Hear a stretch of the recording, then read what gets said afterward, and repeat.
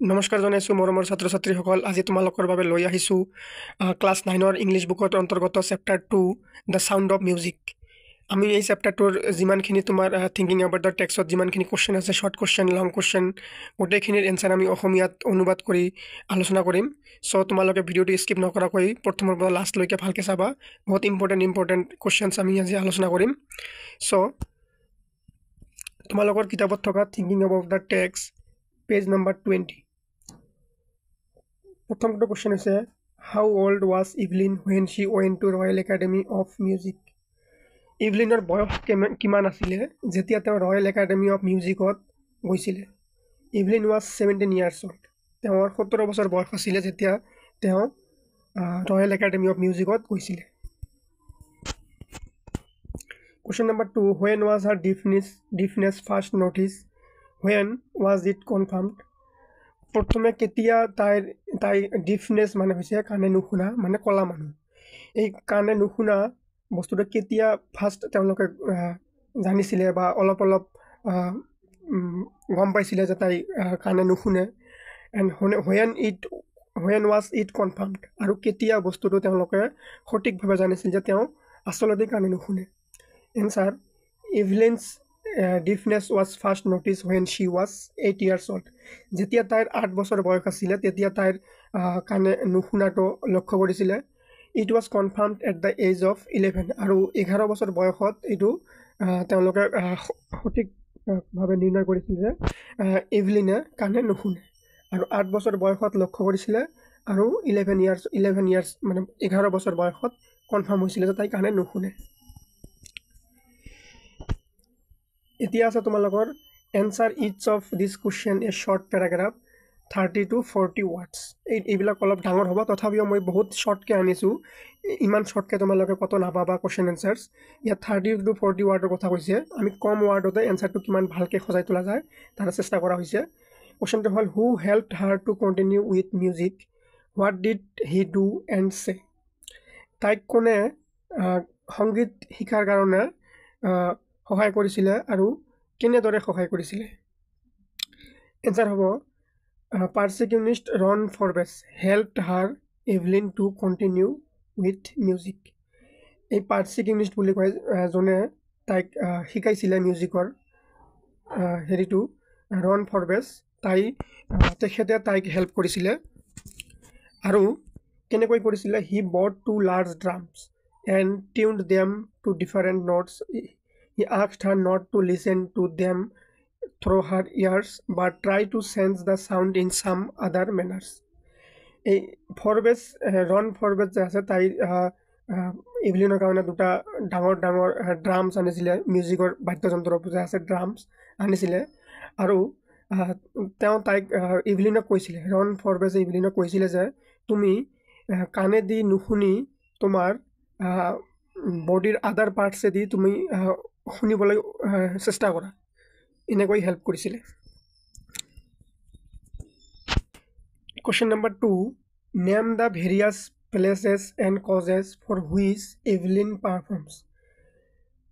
কোনবোৰ ঠাইত ইভলিনে সংগীত পৰিদৰ্শন কৰিছিল আৰু কিহৰ বাবে কৰিছিল? Answer, Evelyn performs international concerts apart from this. ইভলিনে আন্তৰ্জাতিক কনচাৰ্টছবোৰ পাৰফৰ্ম কৰিছিল বা সংগীত পৰিদৰ্শন কৰিছিল। She gives free concerts in prisoners and hospitals. আৰু তাই হস্পিটেলত আৰু জেলত থকা মানুহবোৰক বিনামূলীয়াভাৱে সংগীত পৰিদৰ্শন কৰিবলৈ এটা সুবিধা দিছিল। He wants to spread the message of love and peace to prisoners and sick people. আৰু জেলত থকা আৰু হস্পিটেলত থকা বেমাৰী আৰু দুখী মানুহবোৰক তাই ভালপোৱা আৰু শান্তিৰ কাৰণে সংগীত পৰিদৰ্শন কৰিছিল। এতিয়া তোমালোকৰ 3 নম্বৰ পাৰ্টত আছে, answer the question in 2 or 3 paragraphs. 2টা বা 3টা পেৰাগ্ৰাফত এনচাৰ কৰিব লাগিব। 100 পৰা 150 ৱাৰ্ডছত। 100 পৰা 150 ৱাৰ্ডছত কুৱেশ্যনবোৰ বহুত ডাঙৰ হৈ যায়। তথাপিও মই বহুত চেষ্টা কৰিছোঁ তোমালোকৰ কাৰণে এনচাৰবোৰ যিমানে সৰু কৰি কৰা যায় সৰু কৰিবলৈ মই চেষ্টা কৰিছোঁ। চ' কুৱেশ্যন নম্বৰ 1 আছে, হাউ ডিড ইভলিন হিয়াৰ মিউজিক। এভিলিনে কেনেকৈ সংগীত শুনিছিল? Answer Evelyn has special potential in music but unable to hearing. যদিও এভলিনৰ মিউজিকৰ প্ৰতি এটা টেলেণ্ট আছিলে তথাপিও কিন্তু তাই কাণে নুশুনিছিলে। Ron Forbes who sees the potential of Evelyn in music. Ron Forbes নামৰ মানুহজনে তাইৰ যি অভিজ্ঞতা বা তাইৰ চেষ্টা আছিলে মিউজিকৰ প্ৰতি বা এটা জন্মগতভাৱে যি টেলেণ্ট আছিলে তেওঁ দেখা পাইছিলে ৰন ফৰ্বেজে। He then asked her to change the music rather than hearing from ear মানে হৈছে কাণ। ৰন ফৰ্বেজে তাইক কৈছিলে কাণে দি নুশুনাতকৈ তুমি বডিৰ আদাৰ পাৰ্টছ দি তুমি শুনিবলৈ চেষ্টা কৰা বা অনুভৱ কৰিবলৈ চেষ্টা কৰা। He motivates her by saying that music can be feel through our sense. আৰু ৰন ফৰ্বেজে ইভলিনক কৈছিলে যে আমি কাণে দি শুনাৰ বদলি আমি আমাৰ বডি দি অনুভৱ কৰিব পাৰোঁ মিউজিকক। এনেকৈ মটিভেট কৰিছিল ইভলিনক। কোনে কৰিছিল? ৰন ফৰ্বেজে কৰিছিল। এতিয়া দ্বিতীয় পেৰাগ্ৰাফত আছে তাই কেনেকৈ শুনিছিলে। He learn to hear higher drum from waist up and lower drum from waist down. এইবোৰ বডি পাৰ্টছ হয়। When she played xylophone she could sense the sound passing up the stick into her fingertips. নখেৰে তেওঁ জাইলোফোনৰ চাউণ্ডবোৰ অনুভৱ কৰাৰ চেষ্টা কৰিছিল।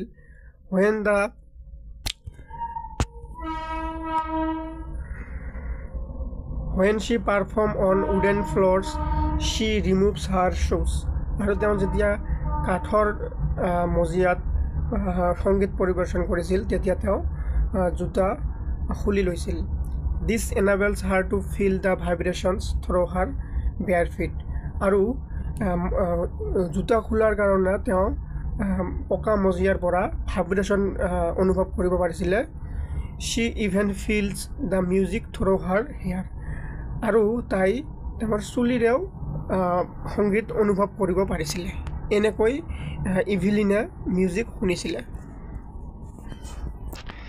এতিয়া তোমালোকৰ চেপ্টাৰটোত থকা part 2 the shehnai of Bismillah খান। এইটো বহুত ইম্পৰ্টেণ্ট হয়। ইয়াৰ পৰা বহুত কুৱেশ্যন অহা দেখা যায় তোমাৰ হাফ ইয়াৰলিত ফাইনেলত। চ' তোমালোকে কুৱেশ্যনবোৰ বহুত শ্বৰ্ট এনচাৰত অনা হৈছে, তোমালোকে বহুত ভালকৈ পঢ়িবা। থিংকিং এবাউট দ্য টেক্সটৰ পেজ 25ত থকা কুৱেশ্যন নম্বৰ 1 ইয়াত আছে tick the right answer. Right এনচাৰটো টিক কৰিব লাগে। প্ৰথমত আছে the shehnai was a reeded noise maker. Reeded noise maker মানে শুনিবলৈ বেয়া, মানে শুনিবলৈ শুৱলা নাছিল। কোনটো নাছিল? শ্বেহনাই আছিল নে পুংগী আছিল? এনেকুৱা যে যিটোৰ মাত শুনিবলৈ বেয়া আছিলে কোনটো হয়? এইটো হ'ব পুংগী। পুংগীৰ মাত শুনিবলৈ শুৱলা নাছিলে, এইটো কাৰেক্ট এনচাৰ হ'ব পুংগী। আৰু শ্বেহনাইৰ বহুত ভাল আছিলে মাতটো, সেইকাৰণে এটা সময়ত ঔৰংজেবে এই পুংগী বজোৱাটো বন্ধ কৰি দিছিলে বা নিষিদ্ধ কৰিছিলে।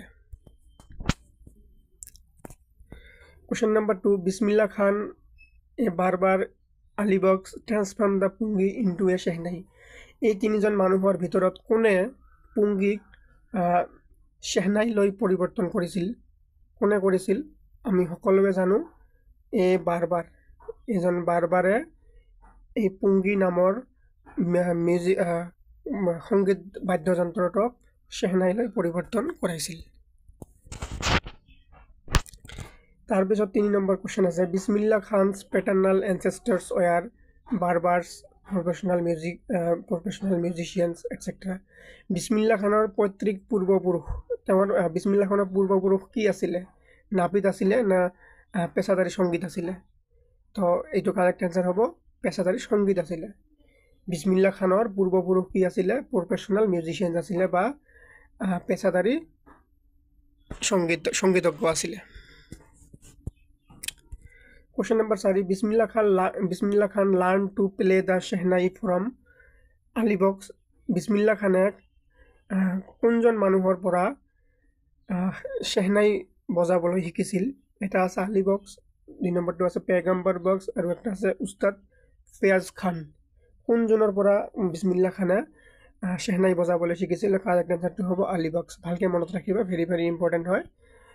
আলীবক্সৰ পৰা বিছমিল্লা খানে শ্বেহনাই বজাবলৈ শিকিছিলে। তাৰপিছত Bismillah Khan's first trip abroad was to Bismillah খানৰ প্ৰথম বৈদেশিক যাত্ৰা ক'ত আছিল আফগানিস্তানত আছিল না USA আছিল না কানাডাত আছিল এইটো কাৰেক্ট আনসাৰ হ'ব আফগানিস্তানত তেওঁ প্ৰথমবাৰৰ বাবে বৈদেশিক যাত্ৰা কৰিছিল এতিয়া তোমাৰ answer these questions in 30 to 40 words 30টা বা 40টা ওয়াৰ্ডসৰ ভিতৰত তোমালোকে আনসাৰ কৰিব লাগিব কিন্তু আমি বহুত শৰ্টকে আনসাৰ আনিছো বহুত শৰ্টকে বহুত ভাল আনসাৰ কৰাৰ কাৰণে আমি চেষ্টা কৰিছো যাতে তোমালোকে পঢ়িবলৈ সুবিধা পোৱা আৰু কম সময়ত পঢ়িব পোৱা Question number 1 Why did Aurangzeb ban the playing of pungi Aurangzebe কিয় pungi বজোৱা নিষেধাজ্ঞা কৰিছিল বা বন্ধ কৰিছিল অলপ আগতে মই তোমালোকক এটা কথা কৈ দিছিলো যে পুংগি বন্ধ কৰিছিল ঔৰংজেবে কিয় বন্ধ কৰিছিল কাৰণ পুংগিৰ মাতটো শুৱলা নাছিল শুনিবলৈ ভাল নাছিল সেই কাৰণে ঔৰংজেব বন্ধ কৰিছিল সৱাল তোমালোকে আনসাৰটো কি কৈছে Aurangzeb banned musical instrument pungi in the royal residence because it had a thrilled unpleasant sound তাকে কৈছে যে ব্যান কৰিছিল বা নিষিদ্ধ কৰিছিল পুংগি বজোৱা কাৰণ তাৰ মাতটো শুনিবলৈ ভাল নাছিল বা শুৱলা নাছিল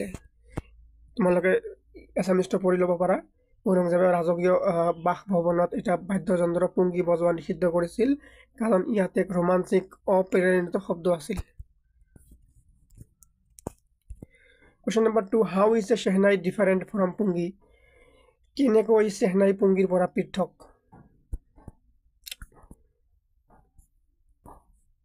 Answer Shehnai has a better tonal quality than pungi Shehnai এটা বহুত শুৱলা মাত আছিলে পুংগিত কৈ It is a natural hollow steam pipe with 7 holes on its body and is longer and broader than the pungi আৰু এটো এটা দীঘল বহল তথা হাতখন ফুটা আছিল ইয়াৰ আকৃতি আছিল ডাঙৰ পুংগিত কৈ ডাঙৰ আকৃতি আছিল চেহনাইৰ এনেকৈ ই যি হাতটা ফুটা আছিল আৰু চেহনাইত কৈ সাইজত আকৃতিত ডাঙৰ দীঘল আছিল এনেকৈ চেহনাইটো পুংগিত কৈ বেলেগ আছিল Where was the Shehnai played traditionally? How did Bismillah Khan sense this? পৰম্পৰাগতভাৱে চেহনাই ক'ত বজোৱা হৈছিল এই ক্ষেত্ৰত বিছমিল্লা খান কেনেকৈ পৰিৱৰ্তন আনিছিল পৰম্পৰাগতভাৱে ক'ত বজোৱা হৈছিল shehnai traditionally the Shehnai was played in the temples মন্দিৰত বজোৱা হৈছিল আৰু wedding ceremonies বা বিয়া ঘৰত বজোৱা হৈছিল as it was considered as an auspicious instrument আৰু ক'ত বজোৱা হৈছিল পৰম্পৰাগতভাৱে মন্দিৰত বজোৱা হৈছিল আৰু বিয়া ঘৰত বজোৱা হৈছিল তোমাৰ টেম্পলছ মানে আছে মন্দিৰ আৰু ওয়েডিং সেৰেমনি আছে বিয়া এই দুটা ঠাইত পৰম্পৰাগতভাৱে চেহনাই বজোৱা হৈছিল তাৰ পিছত বিছমিল্লা খানে কেনেকৈ পৰিৱৰ্তন আনিছিল বিছমিল্লা খান brought Shehnai into mainstream music and established it in the classical stage আৰু বিছমিল্লা খানে সংগীত বা চেহনাইটোক এটা মেইনষ্ট্ৰীম মিউজিকত আনিছিল আৰু এটা ক্লাসিক্যাল স্টেজ বা ক্লাসিক্যাল স্টেজত তেওঁ এটুক আনিছিল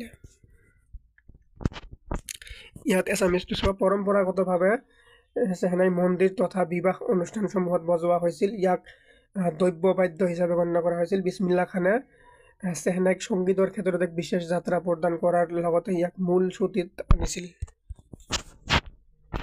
Question number 4 When and how did Bismillah Khan get his break Bismillah Khan কেতিয়া আৰু কিনেকৈ আটাইতকৈ ডাঙৰ সুযোগ লাভ কৰিছিল ইয়াৰ আনসাৰ হ'ব Bismillah Khan got his break in 1938 তোমালোকে এইবাৰ চনবৰ ভালকে মনত ৰাখিবা MCQ আহিব পাৰে The All India Radio opened in Lucknow and Bismillah Khan played Shehnai on radio he was first Indian to greet the nation with Shehnai 1938 চনত বিছমিল্লা খানে আটাইতকৈ ডাঙৰ সুযোগ লাভ কৰিছিল এই সুযোগ ভাৰতীয় আকাশবাণী কেন্দ্ৰ লক্ষ্ণৌৰ পৰা লাভ কৰিছিল য'ত তেওঁ ৰেডিঅ'ত চেহনাই বজাবলৈ দিয়া হৈছিল খান আছিল প্ৰথমজন ভাৰতীয় যিয়ে ৰেডিঅ'ত চেহনাই বজাই দেশক সম্বোধন জনাইছিল। তোমালোকে ইয়াৰ পৰা এটা MCQ আকাৰত এটা কোৱেশ্যন তোমালোকে মনত ৰাখিব পাৰা। যদি তোমালোকক সুধি দিয়ে যে কোন চনত বিছমিল্লা খানে লক্ষ্ণৌৰ পৰা অল ইণ্ডিয়া ৰেডিঅ'ত চেহনাই বজাইছিল, এইটো হ'ব 1938ত। তোমালোকে এইটো মনত ৰাখিবা, ভেৰি ভেৰি ইম্পৰ্টেণ্ট হয়, তোমালোকৰ এক্সামত আহিব পাৰে। ক'ৰ পৰা বজাইছিল, লক্ষ্ণৌৰ পৰা, তোমালোকে এইটো মনত ৰাখিবা। আৰু ক'ত বজাইছিল, অল ইণ্ডিয়া ৰেডিঅ', এইটো মনত ৰাখিবা।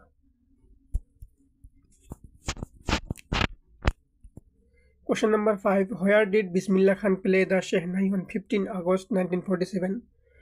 Why was the event historic? 1947 চনৰ 15 আগষ্টত বিছমিল্লা খানে ক'ত চেহনাই বজাইছিল, এই ঘটনা কিয় ঐতিহাসিক? এইটো তোমালোকৰ আটাইতকৈ ইম্পৰ্টেণ্ট কোৱেশ্যন হয়, তোমালোকে এইটো ভালকৈ পঢ়িবা যে 1947 চনৰ 15 আগষ্টত বিছমিল্লা খানে ক'ত বজাইছিল চেহনাইটো। Bismillah Khan played the shehnai on 15 August 1947 at Red Fort বা লাল কিল্লাত তেওঁ 15 আগষ্ট 1947 চনত ৰেড ফৰ্টত তেওঁ চেহনাই বজাইছিলে। আৰু এই দিনটো কিয় ঐতিহাসিক আছিলে? The event was historic because it was the day when India became an independent nation. 1947 চনৰ 15 আগষ্টত বিছমিল্লা খানে ৰেড ফৰ্টত চেহনাই বজাইছিল। সেইদিনা দেশ স্বাধীন হৈছিল, সেইবাবে এই ঘটনা ঐতিহাসিক।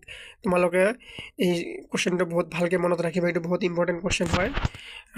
ইয়াৰ পৰা এটা শ্বৰ্ট কোৱেশ্যন তোমালোকে মনত ৰাখিব পাৰা।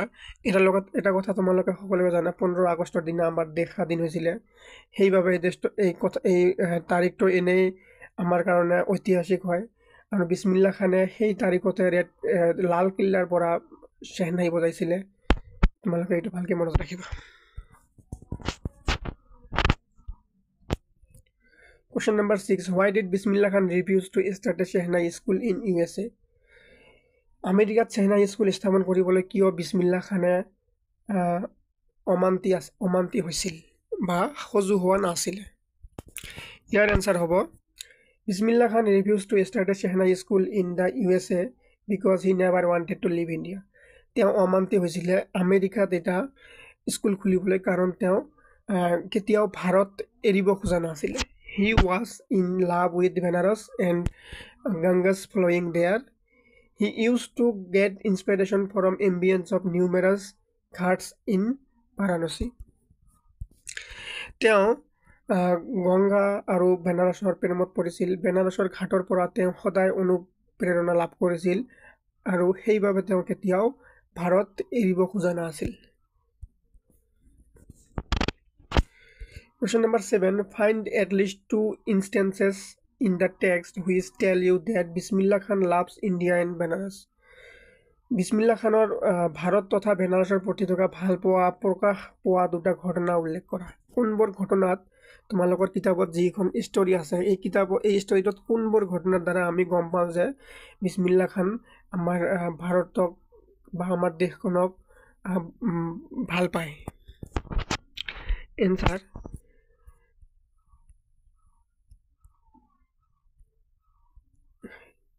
the first instance in when Bismillah Khan refused his student offer to start a Shehnai school in USA.